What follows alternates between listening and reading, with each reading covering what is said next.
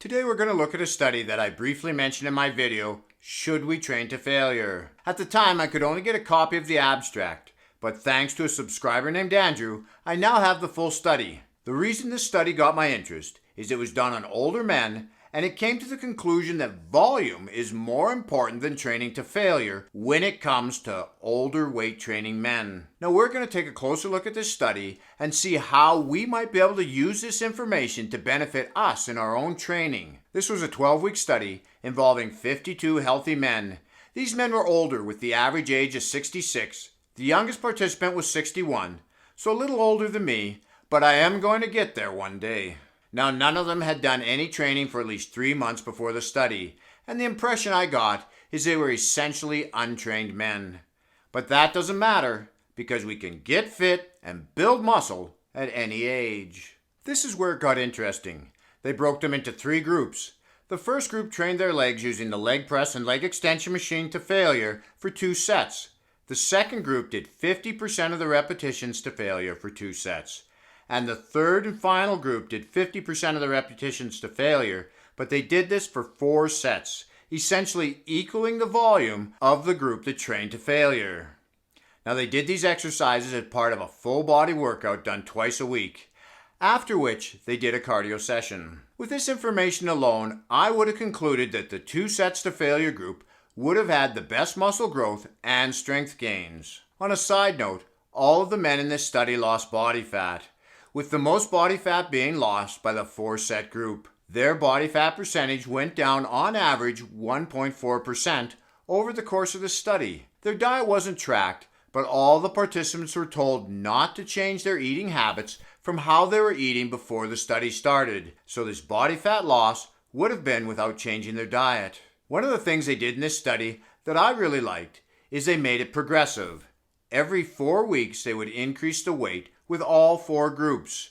From week 1 to 4, they lifted 65% of their 1 rep max.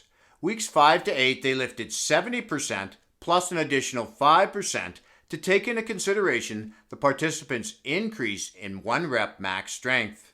And from weeks 9 to 11, they increased to 80%, again adding another additional 5% for continued strength gains. So the actual volume of all the participants went up over the course of the study, irregardless of which group they were in. And I believe this is why the group that did 2 sets of only 50% of the reps to failure still made significant strength gains, although it was less than the other 2 groups.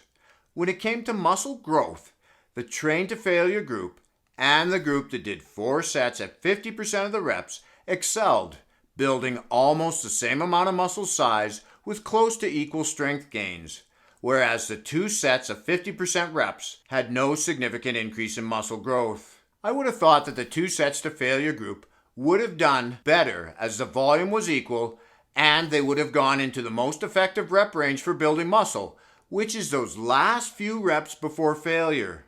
Now I'm not about to change the way that I train. I do periodize my volume, so there's often times when I'm training at quite a high volume, but much closer to failure, as it's more difficult to build new muscle once you're a more advanced lifter. There are those that can draw encouragement from this study. Those of us who love to work out enjoy that feeling of pushing our bodies to the limit, but not everyone does, especially when it comes to leg training. So as long as you slowly keep progressing the weight, higher volume, lower intensity work can still reap strength and hypertrophy benefits. We do have a real-world example of how training with lower intensity and slowly adding weight can be effective, and this is with the Strong Lifts program. Now, I don't personally do strong lifts, but there are a number of things about it that I really like, and one of them is that you start the program at 50% of your 5 rep max, which would be a fairly light weight, and slowly each workout add the smallest amount of weight possible until they have worked their way back up to a new max. This way, you can keep working out while having fun. This is Lawrence from Fit and 50. We'll talk to you again in the next one.